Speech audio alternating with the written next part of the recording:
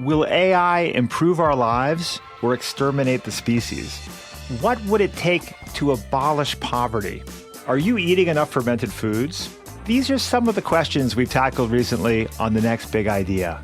I'm Rufus Griscom, and every week I sit down with the world's leading thinkers for in-depth conversations that will help you live, work, and play smarter.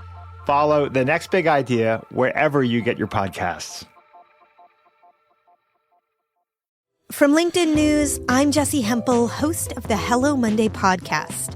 Start your week with the Hello Monday podcast. We'll navigate career pivots. We'll learn where happiness fits in. Listen to Hello Monday with me, Jessie Hempel, on the LinkedIn Podcast Network or wherever you get your podcasts. I have some incredible news. My second book, How to Have Difficult Conversations About Race, is now the #1 new release in its category on Amazon. I'm so excited for this because we've put a lot of work into it, and this was risky because as a lawyer who's focusing on negotiation and conflict resolution, talking about race seems for many to be outside of the scope of what I usually do. But again, how are we defining negotiation? We define negotiation as any time you're having a conversation and somebody in the conversation wants something. And as the podcast is titled, Negotiate Anything, we can negotiate anything. And in my years of doing all of this work in the professional world, difficult conversations about race is something that comes up over and over and over again in the workplace. And there isn't really a solid resource out there that blends the fundamentals of negotiation and conflict resolution and effective communication with this particular topic. So it's risky. It is risky to venture in this way, but I'm really excited and encouraged by this early result. So this is not just a win for me. This is a win for you too, because you are part of this tribe. And so a quick note about the book. Who did I write this for? I wrote this for the person who is passionate about changing the world and their organizations for the better, the leader who leads a diverse team, and the professional who wants to learn how to overcome the hidden barriers that make it tough to connect with people with a different background. So whether you consider yourself an ally or just want to avoid making a critical mistake when discussing race, this book is for you. And for you as a podcast listener, I'm making a direct request. After 6 years and over 600 episodes of Negotiate Anything, I'm asking for your support in this endeavor to make the world a better place. Our goal of the American Negotiation Institute is to change the world, and this book plays a critical role in making that happen, and we would love to have your support. We have the links in the description of this episode so you can get your copy of How to Have Difficult Conversations About Race.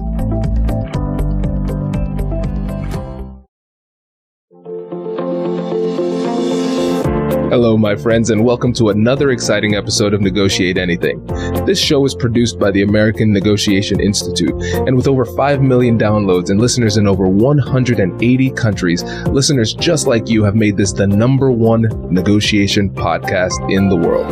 Hi, my name is Kwame Christian, and I am the founder and CEO of the American Negotiation Institute. Here at ANI, we believe that the best things in life are on the other side of difficult conversations, and we are passionate about providing you with the best content that will help you to make your difficult conversations easier, both at work and at home. Lastly, I want to remind you that we offer consulting and conduct trainings, both virtually and in person, all around the world. Our focus is in 3 main areas. First, negotiation and conflict resolution. Second, leadership. And lastly, diversity, equity, and inclusion. Check the link in the description below to learn more about how we could work with you and your team. And now, without further ado, let's jump into the interview.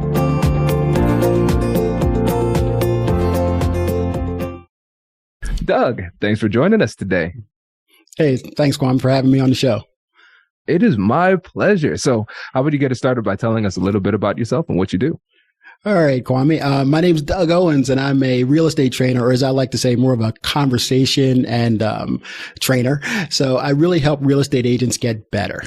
So I really work with real estate agents from the beginning of their real estate careers or just getting started, maybe give them some tools and things that they can use to help them get started. And even those agents that are like just getting started, they're like maybe their first, second year, and they're just not finding that success that they want to have. Well, I have some tools and procedures and things I can do to help them grow their business as well, all the way up to the seasoned agents, the vets that have been around for 20 years. Maybe they want to just take their business to that elite level so that they're in that top 5 and 10% in their markets. So my real goal is just to make real estate better, just better for everybody, so that if agents are better and they'll have better careers, they'll be able to help more clients. And then the brokerages will be better. And the brokerages won't have to keep hiring new agents all the time. They'll have loyalty with their agents. And by the way, we do trainings for brokerages as well. And then ultimately, if the agents are better, the brokerages are better, the clients, they're happier. They have a better experience with their agents. They trust their agents a lot more, and they're more satisfied with their transactions. So it's not a win-win. It's a win for all three. I call it a win-win-win. I love it. Winning everywhere, which is what we like to see, man. That's great. So yeah, and when you think about what it takes to be a successful agent, you have to be able to negotiate, and that's going to be a big part of it. So I'm really excited to dig into your expertise. And listeners, let me put this out here. Doug's prep for this is extensive. I am impressed, and I was telling him I'm so excited. I've been going through this outline. I'm like, man, I can't wait to get to this so I can learn this stuff.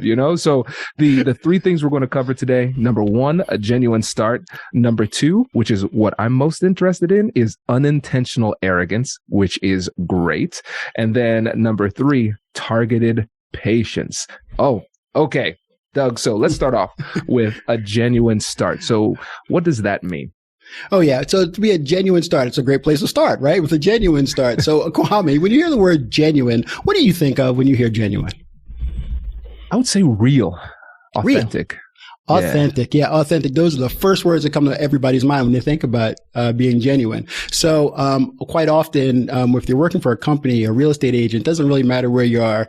In any sales, they always tell you the best salespeople are authentic. They're genuine. Right.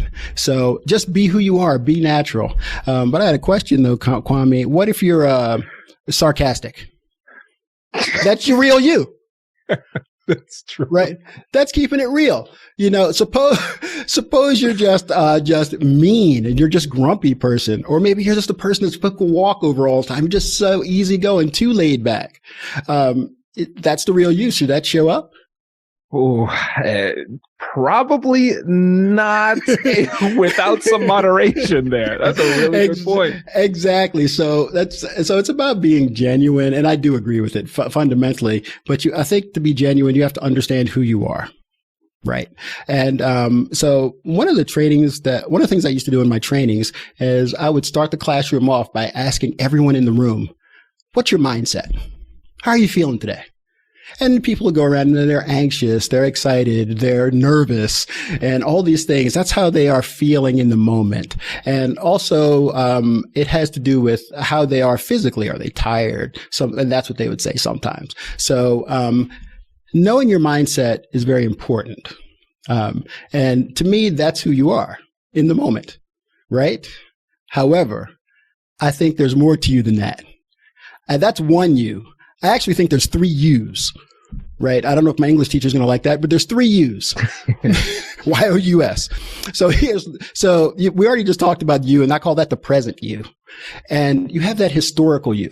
This is all the experiences you've got from the time you were born all the way through the moment just before you started this interaction or this negotiation or this whatever you're getting involved with. So you had a lot of experience, how you were raised, where you were born, whether you had money, whether you've taken classes, you've gone to college, you've just learned so much wins and losses. That's the historical you, all the way up to that crappy email that you just got a few moments ago. Right? So that's the historical you. And you have the present you that we just talked about, right? And the third you is that not really futuristic, but it's more that judgmental, that bias you.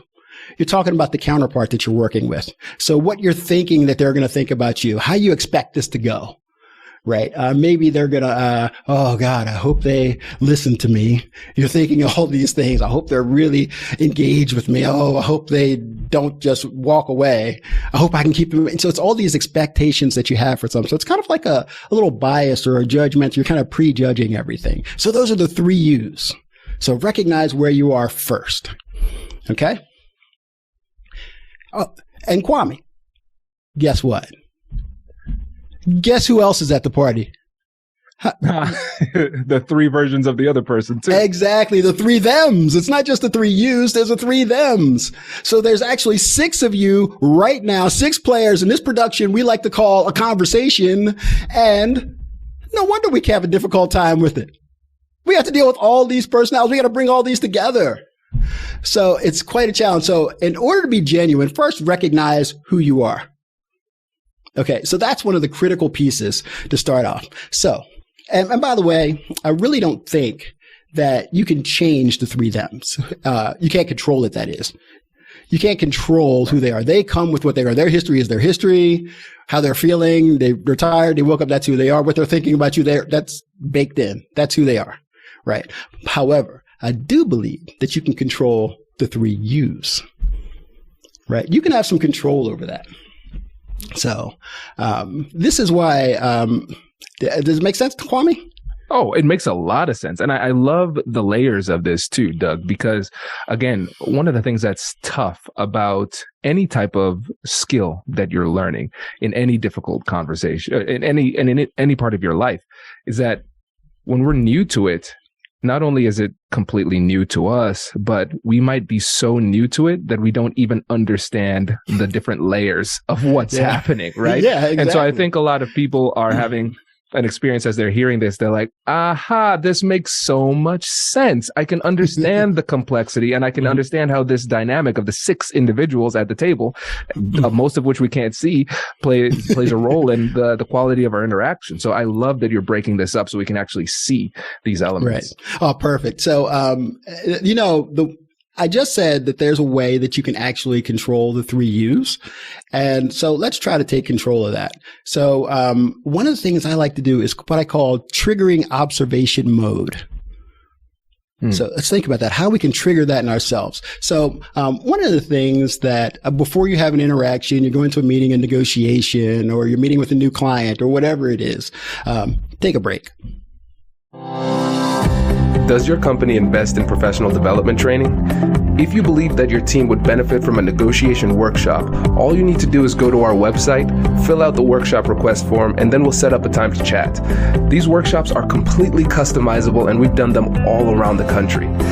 Negotiation and conflict resolution skills are beneficial across all professions, but they're especially useful in procurement, purchasing, sales, sourcing, and contract management. Our calendar is filling up quickly, and we even have some workshops scheduled for next year. If you think you might want one, I'd suggest reaching out soon so you don't miss out. Check out the link in the description to learn more. And we will be right back after this.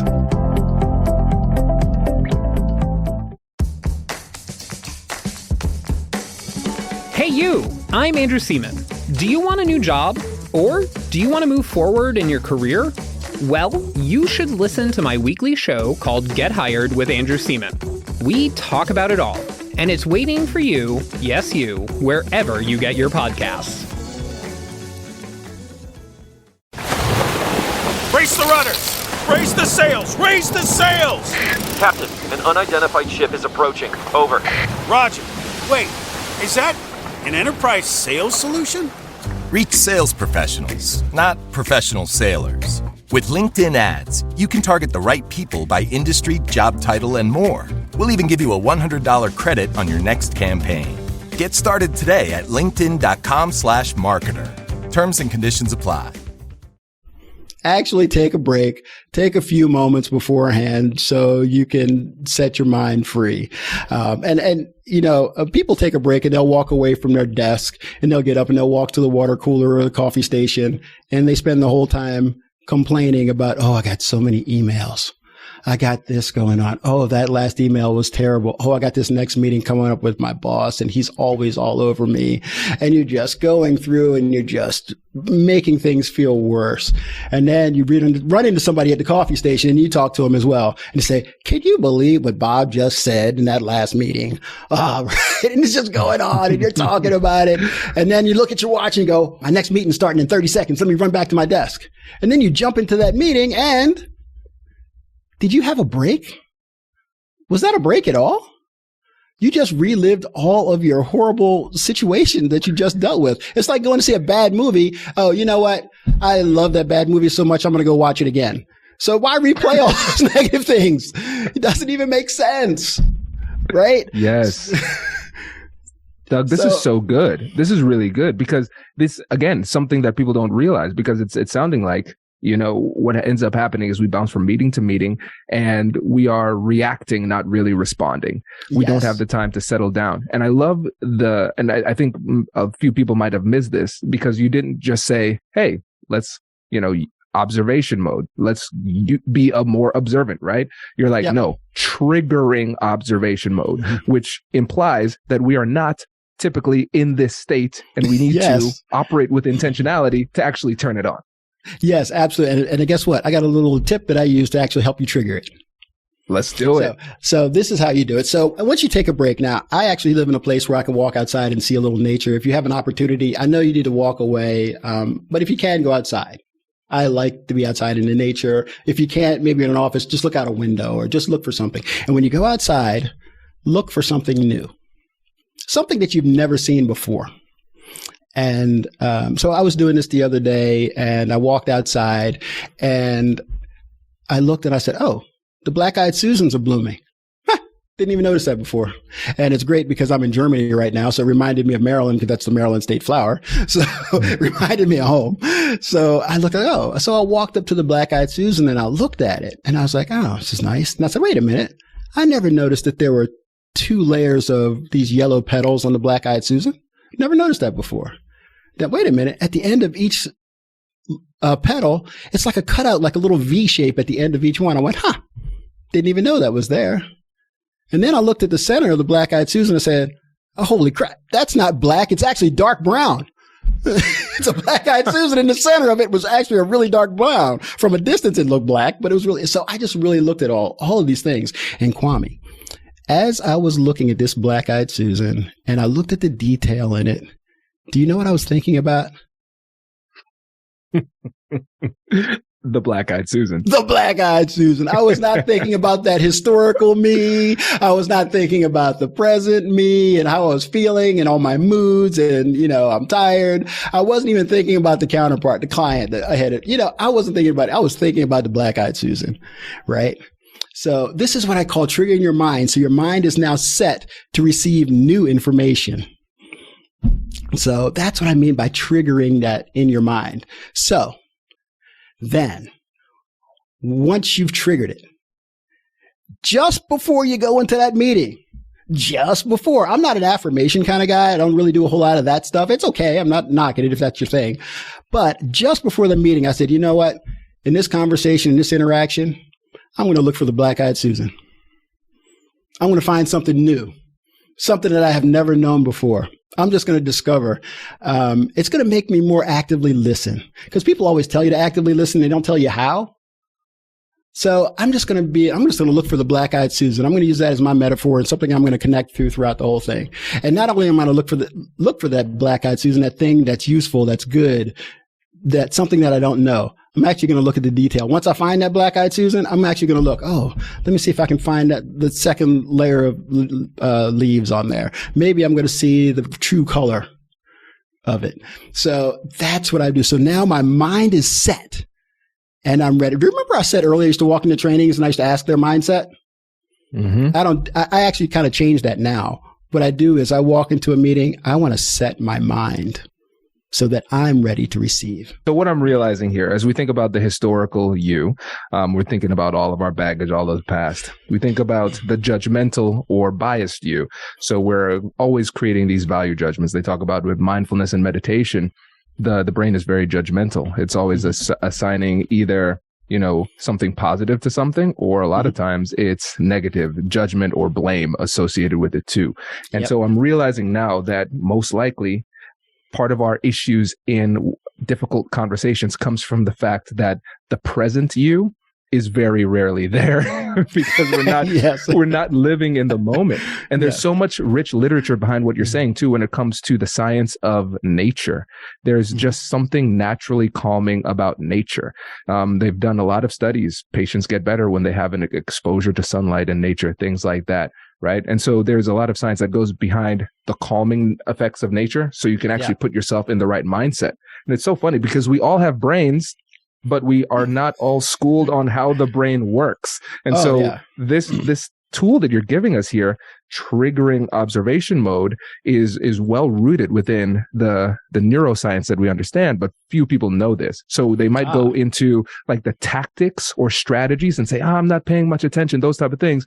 Hey, they probably wouldn't think, take a walk and look at a flower as one of the things that could really help. Yeah, relax. You want to go into that conversation as much of a blank slate as you can. You don't want to carry anything with you. You just want to go in there just open and looking for something. And I like to be, I'm not going to go too deep into that, but just to be a good finder. Look for good things. Everybody, it's easy to find negative things in the world. Just try to find something good, find something useful, and that's really going to make your day and your conversations, everything go better.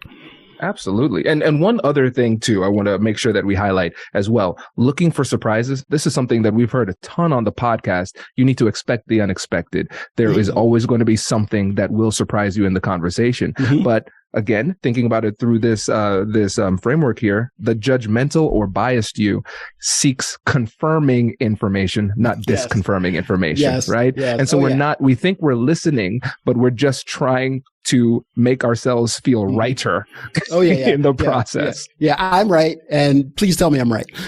Exactly. Confirm that for me. Exactly. Right. Oh, this is great. So this is awesome. So another part is, so we're going to talk, while we're on the subject of being genuine, and we talked about the real you and doing the right things, and people aren't often told what to say. Right. So that you're actually really genuine. And I thought this would be a good place to do a little quick role play, if you don't mind. Let's do it. Okay, let's take this, since I do a lot of real estate training, let's take it in the context of a real estate situation, and we'll make you a home buyer. Okay. Perfect. You're actually searching around online, you're looking, and you discovered, I kind of like this. I'm thinking I want to learn some more. You're a first time home buyer. You haven't talked to anybody. You're just getting started. That's you. Okay. Perfect. And maybe you put your information online and I got it somehow. It showed up as a lead for me. Okay. So I'm going to give you a call. Okay. So let's do it. Let's just take it from there and just play it out and see what happens. And I pick up the phone, ring-a-ling-a-ling-a-ling. Hey, this is Kwame. Hey, I'm Doug with Super Cool Real Estate. How are you doing today? I am super cool today. How are you? Oh, that's great. The reason for my call is I got your information online and I see that you're in the market for a home. Are you currently working with a real estate agent? No, I'm not.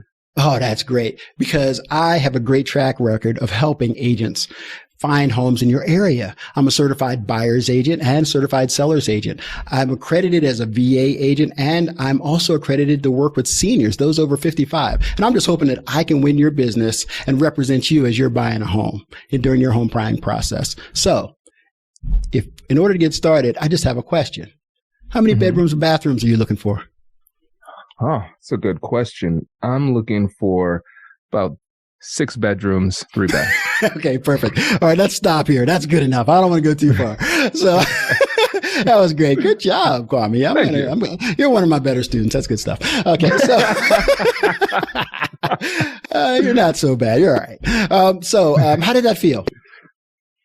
It felt okay. It felt a bit one-sided. Okay. You know, like maybe I was, there was a lot of information I was receiving, didn't talk too much. I didn't talk too much. Yeah, exactly. Well, see, that's one thing immediately. So when you're having a conversation, if you're trying to find out about somebody, don't do all the talking, allow them to do the talking. I don't know if you noticed this, but the first thing I said is, I'm Doug with Super Cool Real Estate. I didn't even say your name, acknowledge you. I didn't ask you if you had enough time for the meeting right now. And then, my favorite is I come in this with, how are you doing today? And what did you say? Super cool. Super cool, right? So the truth is, how are you? Is that how you're really doing today? No. No, that's not how you're doing today, right? Right. So Kwame, make sure I got this straight. We just met and you just lied to me, right? I just asked how you're doing and you just out and out lied to me. So this is it's a fundamental thing that salespeople do all the time. They ask this question, how are you doing today? The client lies to them and say they're doing good or I'm okay or something short answer like this. And, so no wonder agents are saying buyers are liars. You're turning them into liars by asking these not genuine questions, right? So you don't want to do that. Right. So, you just ask them how they're doing today is a bad thing. And then you rattled off all these things. I'm a VA agent. Kwame, are you a veteran? Nope. No, I also work with seniors. Are you over 55? Are you a senior? I hope to be at some point. Right. So you're just giving them a whole bunch of information that they don't want. So is it much better to find out what they actually want before you start dumping a bunch of information on them? Yeah, absolutely. Makes a lot of sense. Right. So instead of just doing that, just try to follow some of those protocols. Just listen to some of those things. And Kwame, can we do it just one more time? Okay. So let's do it again. And that's, and action. Ring-a-ling-a-ling-ling. Hey, this is Kwame. Great. Hi, my name is Doug. And Kwame, is this a good time for us to meet? Hey, this is Kwame. Hi, this is Doug Owens, a super cool real estate. Is this Kwame Christian? Yeah. Oh, great. I just received your info that you entered in online, and I'm reaching out to see how I can help you if that's okay. Is now a bad time to talk? I've got a couple of minutes. Okay, perfect. I promise to keep this brief. So my most successful clients find it useful if just two things happen. One, I find out a little bit about your situation, how, and what you're looking for. And then the second thing is I'll offer up a few tips that can help you in your search. Regardless of whether we work together or not, at least you're going to gain some valuable information that'll help you in your home search, and you won't feel like we've wasted our time in these few minutes together. How does that sound? Does that sound okay? Yeah, I guess that sounds fair. Okay, great. So, Kwame, tell me, what has you out looking for a house? Well, I just moved to Germany. I have a real estate company. And, okay, perfect. Okay, that's time out. That's great. I'm actually happy. Love to see you come to Germany. Oh, so that's awesome. So, a couple of things that I did change there. One, I did ask your name. I referenced you. I asked for your permission. Is it okay to talk right now? I let you know it's going to be brief. And I told you, hey, there's only two things we need to talk about here. Right. Kwame, how would you like it if I said, you know what? I have a 37-step process that we need to go through. Right. Let's not make it complicated for him. Right. It's just two things you need to do. I need to understand a little bit about you, and then I'm going to give you some tips that are specific to you. And even if we don't work together, you're going to get some information that's going to be useful to you. But either way, it won't be a waste of your time. Yeah. Oh, Doug, this is great. So love the time check at the beginning to make sure that you're speaking to a receptive audience. And then I love the fact that you respected the time check where I said, I have a couple of minutes. And then you say, yep, I respect that. I'm going to make that quick. You set a very quick agenda to help to assuage any concerns that I had about how long it could take. Just two things, very nice and easy, so I could see where we are in the conversation. And then you took even more pressure off of me by saying, regardless of whether or not we work together, hopefully I can provide you with some helpful information. I think this was it's so short, but there's so many, again, layers to this that no matter what industry you're in, you can learn a lot from this genuine introduction. Oh, yeah. One of the things that I hear people say all the time is, I'm hoping that I can win some of your business. Well, I'm hoping that I can win your business. It's about you already. Stop making it about yourself. Make it about the client. Try to help them, offer a service for them. Don't make it about yourself. Yeah, you want to win their business, but you can talk about that stuff later. Yeah, makes so much sense. So this is all about being, getting off to that genuine start. So, we got to remember everything you say, not just have a mindset, set your mind, state your intentions, just be genuine in what you do, honest and curious, understanding. And then you realize that there's always something that you can learn. Okay. Yeah. Oh, this is good. This is really great. Well, perfect. So move on. Good time to move on to unintentional arrogance. Interestingly enough, I think it's a perfect segue to talk about unintentional arrogance. Let's go. Okay. Love it. So unintentional arrogance. Okay. So let me tell you what I mean by unintentional arrogance, Kwame. Have you ever run into this person? I've been in this business for 18 years and I know what I'm talking about. Have you ever run into that person? As a lawyer, I mean, who isn't that person? I've seen somebody say it with that level of arrogance after 2 years. Well, I just passed the bar exam. It's like, come on, dude. Settle yourself down. Settle down a bit. Okay, exactly. No, well, what's interesting, though, is that these people did not get that way overnight. At least I would say not. At one point, 18 years ago, they were a rookie. They didn't have that experience. They actually had a whole 18 years, which they just told you, of experience where they've had wins and losses. They've had successes and failures, and all the way along, they've learned a lot of stuff. Maybe they've read some books. They've gone to some classes. They've had seminars, right? And they know what it takes to be successful. So in a sense, they're trying to do the right thing. They are, but their delivery is just not so good, right? And they actually need that confidence. So all that experience is what you want, because that will give you confidence. People are oftentimes asking, how are you so confident when you're talking to a client? Well, it's just experience. I've gained some knowledge on the way. The challenge is when your confidence turns into arrogance. Because confidence actually really shows that you're competent, right? So if you have confidence, everybody loves competent people. They love confidence people. It attracts people. I don't care whether it's in a dating relationship, whether it's your parent to your kids, whether you're a manager at work, or whether you're an executive. It doesn't really matter. We want competent people. We want confident people. But it can come across as pushy. You can come across as a know-it-all, or even what I say is unintentionally arrogant. Okay. So, if you want to have an effective conversation, I would say, in my opinion, I think you should take this unintentional arrogance. It's just something you should probably try to avoid. Okay. And so to tell you the truth, I came up with this maybe about 10 years ago is the first time I came up with it. And I won't forget, this is a true story. I was on the phone with a client, and I'm just going through all the things and the tips and the things that they need, and, get your pre-approvals and yada, yada. I'm just going through and everything, telling you everything they needed to expect. And I hung up the phone with them, and my wife, lovely as she is, she looked at me and she says, "You sounded a little arrogant on that phone call." I was like, "What? No, I was just giving them information." I got so defensive. I know what I was talking about. I'm telling them what they need to know, right? And she just walked away. She said, "Okay, if that's what you think." And then I gave myself, after later on that evening, I thought about it. I said, "You know what? I think I might have been a little arrogant on that phone call. I think she's right." So my intentions were great. My intentions were to help this client out, but I didn't close with that client, and I kind of scared that client off. That's what ultimately what happened. So, and I think that in my effort to help somebody, I was unintentionally cocky or arrogant, overconfident maybe, instead of confident. So this is what I mean by this unintentional arrogance. I love this for two main reasons. Reason number one, I love that it started with a story with your wife, because the first time I read unintentional arrogance, I'm like, I'm going to bookmark this episode for Whitney, because she's going to love hearing me grow in the moment. So this is great. We're glad that we're on the same page here. The other thing is, I really can see how so many people could get caught up in this, because think about the profile of the person who is listening to a podcast like this.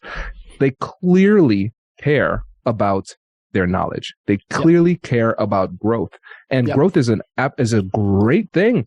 And so it's natural to want to share that too, to share that growth and let people know what you have accomplished and how much you care about your development, and how it could potentially help them too. But there's an art to it, and so this is really important.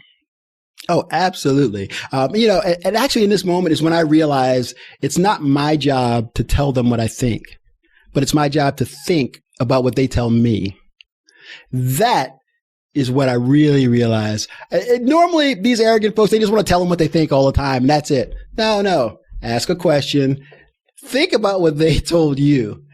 And then, so that's one of the things. So really, the goal is really to not let your current knowledge just get in the way of your future knowledge. Just be open to that. Okay. And it just happens in various ways.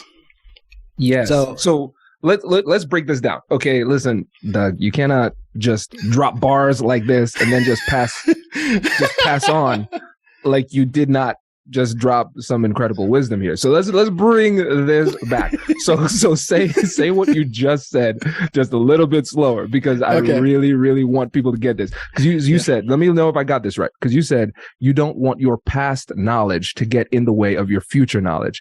Yes. Break that one down, because that's deep. Okay. So it's actually pretty good. It's almost redundant of what I said earlier. It's that historical you. It's that all of that stuff that you've learned all the way in the past. You've learned so much that you are just on top of your game, and you know what's the best thing for this situation. And inevitably, you arguably could be right. But, and I was reading a book by, I think it's Therese Houston. It's called Let's Talk. She's on the podcast. Yeah. She is. Yeah. She's been on. Yeah. Her episode was fire. Yeah. Oh my God. So she's great. I remember I read one quote in there that she said that, the opposite of a good idea can be another good idea. Oh my goodness. I was like, I wish I could take credit for it, but she wrote that. And, but it's really great. So when you go into these situations and you really think that, you know what you're going on, you got to be open up so you can actually be open to listening to what somebody else has to say, because you might learn something new. Remember what I said, about looking for that, black-eyed Susan in the conversation? You might want to just look, for yourself. Maybe you're going to pick up something in yourself, a black-eyed Susan in what you think, So remember, your goal is not to tell them what you think. Think about what they tell you. That's so good. Okay, now let's do a little. Let's dig a little deeper here too, because I think a lot of people would listen to this and say, "Doug, you're right." However, I'm having trouble doing that. Why? So it's not just about the strategy itself, but there are some internal blockers that make it difficult to execute the strategy. So what are those things that could get in the way? Oh yeah. Well, it's also your history. It's a life lived. So it's once you get into this mode and you are just caught up in it in the moment, you can get caught up in anything. And especially when you got a bunch of people that are, supporting you. So if you're on a team and everybody says all buyers are liars, you're thinking that. So you get caught up in the moment with everybody else. It's kind of this group mentality. You're all part of the same tribe and you're all watching the same podcast and you're listening to the same thing. And you kind of have that group mentality. Kind of break free of it. So you have to be open to listening. You actually have to go in as that blank slate. I really described that in the beginning. Go as that blank slate. Recognize, look for something new. Look for something good. And if you really look for it, if you look for something good, you can actually find it. It's easy to find the bad stuff. That's everywhere. And that's what people remember. People don't often remember the good stuff. Yeah. Oh, this is good. This is great. Well, as you could tell, I could just talk to you forever about this. So for the sake of time, let's go on to the third part, which is targeted patience. Oh yeah, targeted patience. Now, targeted patience this is one that I personally use, and I love this. And it's in full disclosure, Kwame. I actually used it on you. Just full disclosure. And it just makes me smile and just laugh because you fell for it. It's so great. This is great. This is great. Because this is awesome. Doug, it's funny because I almost said it during our role play. Because we started off with the phone ringing and me answering the phone, and I wanted to say, Doug, the problem with this is that I don't answer my phone anymore, man. So like, how do you get through to me? So this is great because you did it. You did it. So I'm pumped to hear about this. So this is exactly right. Just for all the listeners, and you think they can get on the podcast by doing this, I'm going to give Kwame the secret now. So I don't know if it's going to work for everybody else anymore. But let's go for it anyway. Let's talk about it. So let me explain this concept of targeted patience. So, okay. We kind of break it down. It's kind of been sequential. So we started out with, how, you have to come as a blank slate and know who you are, ask effective questions up front so you can understand that, right? Then you want to be, you don't be that arrogant person. You want to have that unintentional arrogance. You want to avoid that. You want to be open and ready to receive something. So then if you're going to do this, targeted patience, it's what you take what you've learned through asking those questions and your research that you've done with them. And then you add value. Here's the big part, free of charge. You just give it to them. Right. And most of the time, what people think, I don't know, you've probably heard this. Most people think time is money. Right. We've all heard it. Time is money. I don't have time to wait. If it doesn't work, real estate agents say it all the time. Spend your money on revenue generating activities. Right. Time is money. I don't necessarily know that. I think time is time and money is money. Right. I can't walk into a car dealer and say, hey, I got some time. Give me a new car. It doesn't work that way. Right. Time is time and money is money.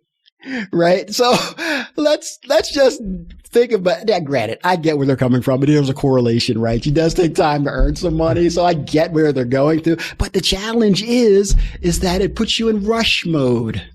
So a real estate agent will go out with a new client and they'll say, hey, in order to get started, you're going to get pre-approved. So you're ready to go. We got to make sure that you're ready to go and you know what you qualify for. And the client might say, well, I'm not ready to go get pre-approved yet. And then the agent goes, well, not a serious buyer. I'm not going to waste my time with them. I'm going to find somebody that's serious. Let me know when you're ready to get pre-approved so we can get started, because it's pointless for us to go out and get started, right? And you kind of brush them off. And you go on to the next client. You get the low-hanging fruit, the easy one. They're already pre-qualified and they're ready to go. So in real estate, people always want to have a ready and able and willing buyer, right? Those are the three things that's touted all the time. But this whole concept of time is money, it just makes people rush. It makes you forget about, okay, not ready, willing, and able. They're just tire kickers. And I don't know why they say that, because there's no tires on houses. It's really weird, but they're just tire kickers, right? And then they don't really go out and they don't give them the attention. And guess what happens? That same client that they didn't pay attention to, 30 days, 45 days later, they're under contract with another agent and he just blew an opportunity. Right. And so that's one of the challenges with it. So try not to rush. And that's where this patience comes in. Right. So which means the results aren't going to be immediate. Ask those open-ended questions so you can find out more. Compassionate curiosity. Have you heard that before? Maybe do a little bit of that. Right. And go in and try to find out what their story is. Their story could be simply that maybe their credit, they've used too much of their credit. They got a big bonus coming in 30 days. They're going to pay it down and then they want to run their credit. Maybe that's simple. Now they're much better qualified and much better position, but you don't know because you didn't ask and you lost a client. So quite often people will do that. They'll jump around from company to company to think it's going to get better without finding out why and trying to figure out what they can do to make it better. Agents will jump from brokerage to brokerage. I'm going to, I'm not finding success. I'm going to go there. Oh, I'm not finding success. Well, maybe have you practiced the conversation skills, or do you have those down yet that you can be more successful? So this is where I think we need some targeted patience. So, and I don't mean just regular patience. People say patience. That means you got to wait around for something. No, just be patient. It'll happen. Things will happen. Well, they don't really happen if you're just waiting around. So there's what I call targeted patience. So let's talk about the targets. Okay. What do I mean? So clearly we need patience to make stuff happen. So what are the targets? You remember when I said there's the 6 people in the conversation, the 3 yous and the 3 thems, right? Mm-hmm. Your first target is your counterpart's history. Right. You want to be a part of their new history. So every time you interact with them, you go in and you're looking for that black-eyed Susan. You're looking for that new thing. And then you kind of want to water that flower a little bit. You want to find out a little bit more about them. Do something memorable. Give them some value that helps them remind them. So every time their situation comes up, that you're the first thing that comes to mind. That you at least come up. If you're not the first thing, you're certainly one of the things they talk about. So you deliver, give them something. So give them value without even asking. You're not asking for anything yet. The only thing you're doing is giving them value. And so by giving them value, some people think it's like telling them and telling them your expertise. Oh, I'm an expert at this, so you should work with me. Now, you don't tell them you're an expert. Show them that you're an expert by giving them the value. Give them something that they can walk away with. So that is the first target. Okay. Your second target is when you actually is their problem. So you focus and offer a solution to their problem. So this solution, it needs to coincide with their problem. And not just their problem, it's the feeling that they have behind their problem. It's how they actually feel about it. What is the emotion attached to it? So you understand that and you know that and you offer the solution that will make them feel better, that'll move them towards the solution of their problem. So that's your second target. So, and then once you have that level of confidence that you really understand their needs and you really know that, oh, I have a service or I have something that will help you with that, you provide that value, then and only then do you make your your offer or your ask. Not until then. All right. So, well, I think one of the questions that people in your audience might have, Kwame, is how do they know if it's the right time? Is it the right time to make that ask? Yeah, people are want to know, okay, yeah, did I get all the information? Is this the right time to make an ask? Because quite often people ask up front. The first thing they said, hey, let's make an offer right now. Let's show my service, my value proposition, whatever you're going to do, you give it to them right away up front. No, you have to wait until you understand them, know what they want, and know you can offer it. So it's a couple of things you can look out for. I'm just going to give you a few. There's several things you can look at, but I'll just give the audience just a few things to look out for. The first thing is the laugh, the smile. Right? You just did it, Kwame. Right? You get that laugh, that body language, that smile, that chuckle that says that you've put them in their happy place. Right? That's a surefire sign that you are hitting on all cylinders, that you're meeting their needs. Right? So look for that. Look for that laugh. That's the second thing. Another thing you want to look for is when they agree with you. You know, when they say something, you're right on point. Oh my God, that is exactly right. I never, that is right. Oh my gosh. So if they're agreeing with you, there's a surefire sign that you're on board with them. You're right in a way that, and my favorite is the compliment. Right. I always think it's great as a salesperson when you compliment your prospects, your clients, and you just let them know that they're doing a great job. I think that's great. And I think we should do it much more complimenting in life. I don't think we do enough of it. But when your client or the person that's your counterpart, when they compliment you and they say something like, that was the best advice that I've ever gotten. That is awesome. Oh my, where did you come up with that? That is brilliant. That is so great. And as a dad, when my kid says to me, and they call me Papa, they don't call me Papa. I don't know where that comes from. I'm Papa. But they say, Papa, you're the best Papa in the world. And I'm like, oh, yeah, right? There's nothing that makes you feel better. So that's when you know, when that person on the other side, they're complimenting you, they're smiling, you've already put them in a good, they're agreeing with you, you're telling you that's right. Sounds like a great time to make your ask when they're on a high. Oh, there is so much good here. So yeah, so one thing I think about the word patience. It always needs a modifier. I think because patience by itself is very misunderstood, and it could give people license to be passive and just let life happen to them, So I love the fact that you have the modifier of targeted patience. This is great. And I love the fact that you talked about you don't want to tell them your expertise. You want to show them your expertise through adding value. That's great because you're triggering some reciprocity. You're being genuinely helpful. And if you do it in the right way, they already know what you're talking about. You don't need to tell them, which makes it less likely that you're going to be unintentionally arrogant.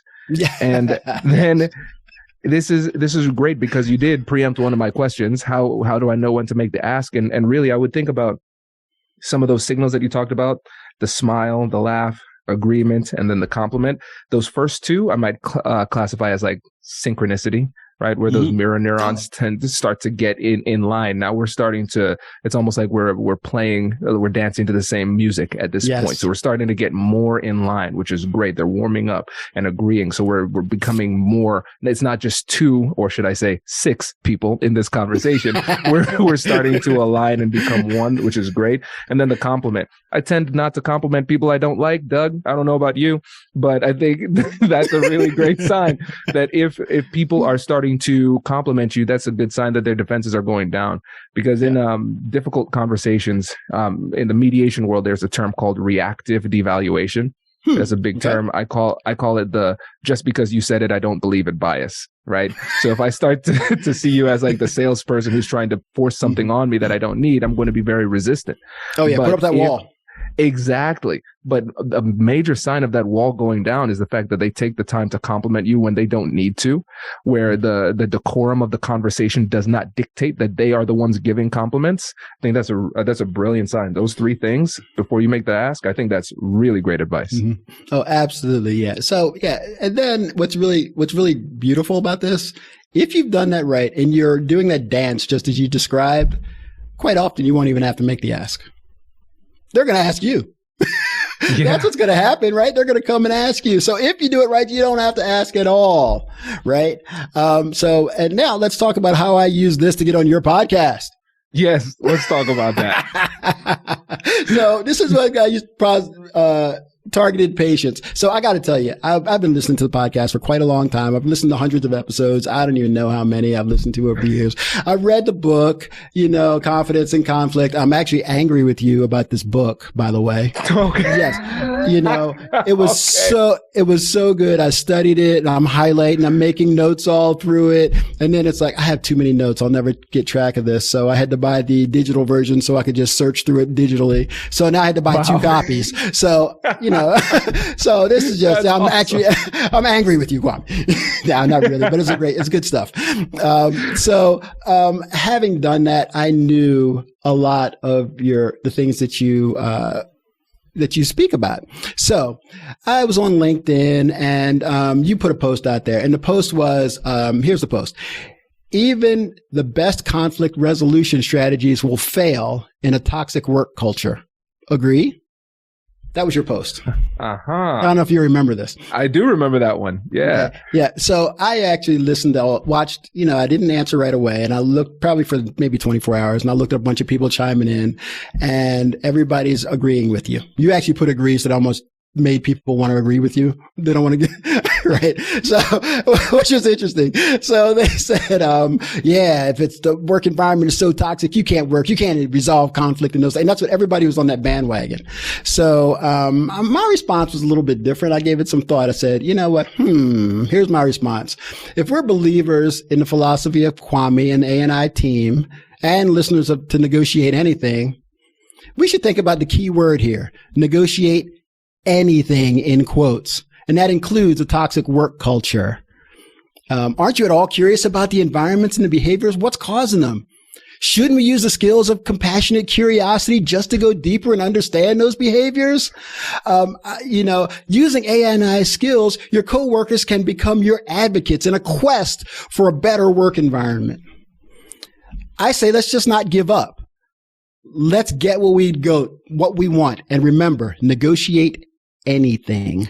Oh man. So that's so good. So that was my response. So, and then here was the beauty of it. You responded back, Doug. First you called me by my name, which is awesome. So you recognize me. That's a good sign too. I didn't mention that when they call you by your name. I absolutely love this point. You're agreeing with me. You're complimenting me, right? You're doing all that. And then you said, I love that you're a student of the game. Thanks for keeping me accountable to my own teachings. So that was your response. So I know that I've already connected with you and I've done several of those things, right? So it's just really important to think as I was giving my goal, give you value. That's what I said. I could have chimed in and just agreed with it. Everybody was doing that. That wouldn't have stood out. You wouldn't have noticed me. Do something memorable. Do something exciting that's going to excite them, get them to think about it. Throw out the buzzwords that I know. I mentioned Kwame. I mentioned A&I team. I mentioned negotiate anything. I mentioned compassionate curiosity. All of those are the things that you teach and you know, so you can relate to them. Find the things that they can relate to and then offer them something new. So that's literally what I did. And that was just one of the posts. I did 2 or 3 just to get noticed. That was... Oh, so good. So good. So fun fact. So of course you saw me smiling. Synchronicity. Hey, right? So that's good. But I was smiling because I was like, I remember that post because I was thinking, man, I need to post something today, but I don't have very much to say. And you see how lazily the question was, agree, question mark. Kwame, that's not a good question. That was a throwaway post. And then your comment, I was like, man, I'm going to have to work. You're right. So that's why I said, thanks for holding me accountable. Cause I'm like, that wasn't my strongest post. And you called me out because you were 100% right. So this it's a great example. Very, very, very good example. Cause you're spot on. Yep. So, and that's what's important. And I did this other time. I think the other time, I'm not going to go through the whole post, but, I remember you had outgrown your office. And you were trying to negotiate to get out of that because you're still under the lease. So that was the story. And you were trying to, hey, you got any advice? And you asked for some advice. And everybody else is giving you negotiation tips. Right. And I'm like, this is the dude that wrote the book on negotiation. Everybody's giving him negotiation tips. I said, that's not going to differentiate me at all. So my response was something like, I have a tip that requires the skills of a good lawyer. There's a guy named Kwame Christian. I hear he's decent. Good. Right. And it did get a smile. It got a smile, got his attention, right? So I told you to go through the lease agreement and look for a loophole. Because they're boilerplate, right? I said, look for something like that. I said, sure, you want to negotiate, you want to do that. It's always great to have something in your hip pocket. And then here's the best. Your response. Ha ha, thanks. You even smiled in your response. You laughed in your response. Ha ha. I love this, Doug. You're right. The contract was boilerplate. I have my homework to do. So guess what? I got the laugh. I love this. You wrote love in all caps. I love this. Doug, call me by my name. You got it right. So now I am connecting with you. We feel like kindred spirits. We're all in the same thing. And that's what you want to do with your clients. That's what you want to do with your customers. That's what you want to do with your significant other. That's how you want all of your relationships to be. Imagine a world where everybody did this and we complimented each other. We were curious about each other and we're really helping each other. I mean, it's great.